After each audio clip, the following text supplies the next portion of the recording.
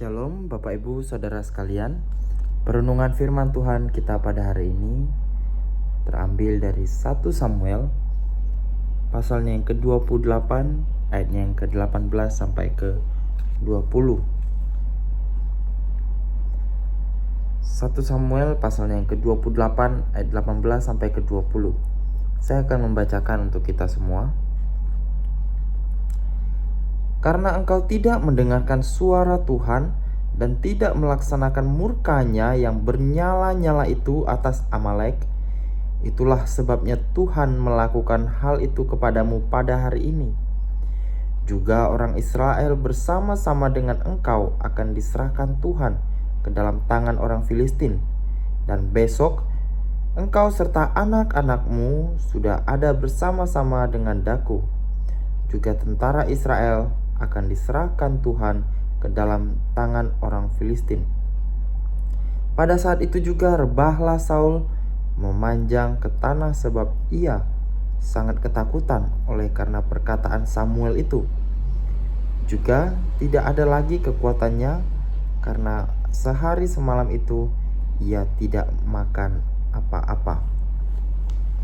Bapak Ibu Saudara sekalian, ketika hidup di dunia ini seringkali kita diperhadapkan dengan dua pilihan. Kita mau taat atau kita mau meraup keuntungan sebanyak mungkin. Yang manakah yang akan kita pilih ketika kita diperhadapkan dengan kedua pilihan itu? Bagi mereka yang mengutamakan keuntungan, maka bagi mereka juga akan mudah sekali untuk mengabaikan ketaatan demi keuntungan. Mereka akan melakukan hal apa saja yang bertentangan dengan firman Tuhan. Yang penting meraup keuntungan sebanyak mungkin. Tetapi sebaliknya, bagi mereka yang mementingkan ketaatan, mereka akan memilih taat ketika mereka diberikan kesempatan untuk dapat melakukan hal-hal yang tidak berkenan dengan firman Tuhan. Supaya dapat meraup keuntungan, mereka akan tetap taat terhadap firman Tuhan. Walau Bapak Ibu sekalian, mungkin kita bisa melihat bahwa taat mungkin gak memberikan dampak apa-apa, tidak membawa keuntungan apa-apa. Tetapi yang harus kita ingat adalah ketaatan itu justru akan membawa kita kepada keuntungan yang sejati. Bukan keuntungan yang secara sesaat, bukan keuntungan yang fana yang ada di dunia ini, bukan keuntungan yang pada akhirnya akan membawa kita kepada kesesatan yang menyesatkan. Nah, Bapak Ibu Saudara, inilah hal yang terjadi pada diri Saul pada saat itu.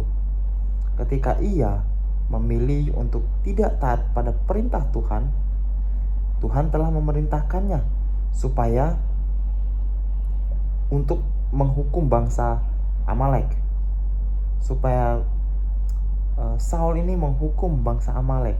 Tetapi yang justru Saul lakukan adalah Saul malah menyelamatkan Agag, raja Amalek, berserta kambing domba, lembu yang terbaik, dan tidak menumpas mereka semua. Padahal sudah jelas Tuhan mengatakan mereka semua itu harus ditumpas. Akibatnya Bapak Ibu Saudara, Saul menjadi ditolak oleh Tuhan. Dan semenjak saat itu, doa Saul tidak pernah didengarkan Tuhan. Saul yang merasa demikian, akhirnya ia berusaha mencari pertolongan. Tetapi yang ia lakukan adalah mencari pertolongan kepada orang yang salah. Ia mencari pemanggil arwah. Untuk memanggil siapa? Untuk memanggil roh Samuel yang telah wafat agar menolongnya. Ia meminta orang yang bisa memanggil arwah supaya memanggil roh Samuel yang telah wafat supaya bisa menolongnya. Saul berharap bahwa ketika Samuel dipanggil arwahnya dapat menolong supaya Saul dapat keluar dari permasalahannya. Nah, Bapak Ibu Saudara sekalian, walaupun yang dilakukan oleh Saul ini sebenarnya tidak sesuai dengan perintah Tuhan. Bahkan dikatakan ia sendiri telah meniadakan para penenung atau pemanggil arwah di wilayah Israel. Padahal sebelumnya Saul sudah meniadakan itu semua. Tetapi Raja Saul sendirilah yang pada akhirnya berani melakukan hal yang demikian. Karena untuk kepentingannya sendiri, untuk egonya sendiri. Maka dari itu Bapak Ibu sekalian, Samuel melalui kehendak Tuhan itu dinyatakan kepada perempuan itu untuk menyatakan murka Tuhan kepada Saul. Ketika itu Samuel berkata kepada Saul, "Karena engkau tidak mendengarkan suara Tuhan dan tidak melaksanakan murkanya yang bernyala-nyala itu atas Amalek, itulah sebabnya Tuhan melakukan hal itu kepadamu pada hari ini." Ketika mendengar itu Bapak Ibu Saudara, Saul menjadi takut. Akhirnya dikatakan bahwa Saul rebah memanjang ke tanah karena ia mengalami ketakutan yang luar biasa. Ia merasa takut terhadap murka Tuhan yang disampaikan melalui Samuel. Karena ia berharap melalui Samuel ia dapat mendapatkan pertolongan. Tetapi yang terjadi malah bukan pertolongan yang ia dapatkan, tetapi malah murka Tuhan. Nah, Bapak Ibu Saudara, bagaimana dengan setiap kita? Sebab Bapak Ibu Saudara, Tuhan telah menghendaki ketaatan kita. Dan janganlah kita mengejar keuntungan pribadi.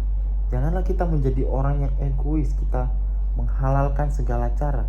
Kita menggunakan berbagai cara, bahkan cara yang bertentangan dengan firman Tuhan supaya mendapatkan keuntungan bagi kita pribadi. Kita mengabaikan ketaatan pada perintah Tuhan. Nah, Bapak Ibu Saudara, memang keuntungan yang sesaat itu mungkin bisa menyenangkan kita, tapi waspadalah.